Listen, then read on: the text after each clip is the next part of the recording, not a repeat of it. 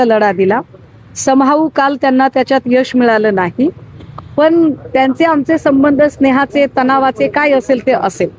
पण कालच्या निकालामध्ये जे काही घडलं, अर्थात त्याला अनेक गोष्टी कारणीभूत असू शकतील.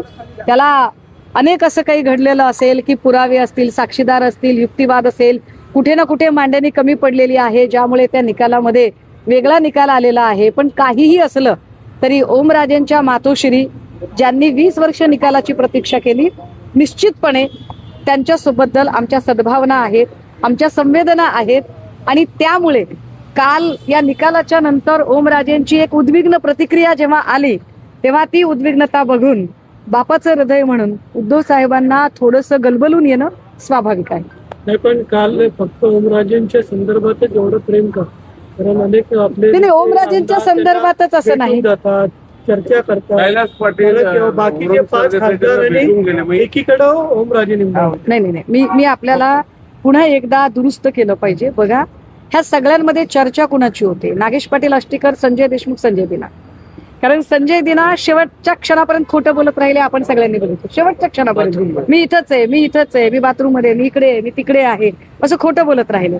नागेश पाटील आष्टीकर तर मलाही फोन करत राहिले आणि पक्षप्रमुखांनाही फोन करत राहिले आणि ते सांगत राहिले की नाही, मी सोबतच आहे, माझं पोरगं लढणार आहे. म्हणजे नागेश पाटील आष्टीकरांचा धूर्तपणा काय होता की आपलं तर ऑपरेशन सक्सेस करायचंच, पण आपल्या पोराच्याही निवडणुकीवर परिणाम होऊ द्यायचा नाही, असं दुहेरी हेतू त्यांनी साध्य केला होता.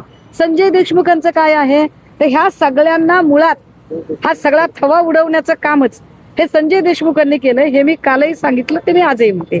त्यामुळे या 3 लोकांबद्दलची मतं वेगळी आहेत, परंतु यातले काय खासदार संजय जाधव असतील, ओमराजे असतील, ही सगळी.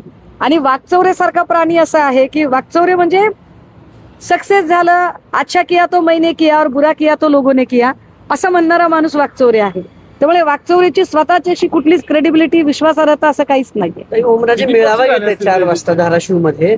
त्यांचं असं म्हणणं आहे की उद्धव साहेबांनाही त्यांनी फोन केल्याचं कळतंय. ते म्हणणं आहेत की पक्षामुळे मी मोठा झालो, खासदार झालो, मी अजून कुठलाही निर्णय घेतला नाही, मी तुमच्याविषयी काही बोललो नाही, पण 4 वाजता मी मेळावा घेऊन कार्यकर्त्यांशी बोललो. मला असं वाटतं की ओमराजेंचा हा मेळावा त्यांनी दिल्लीला जाण्याच्या आधी घेतला असता तर तो जास्त परिणामकारक झाला असता.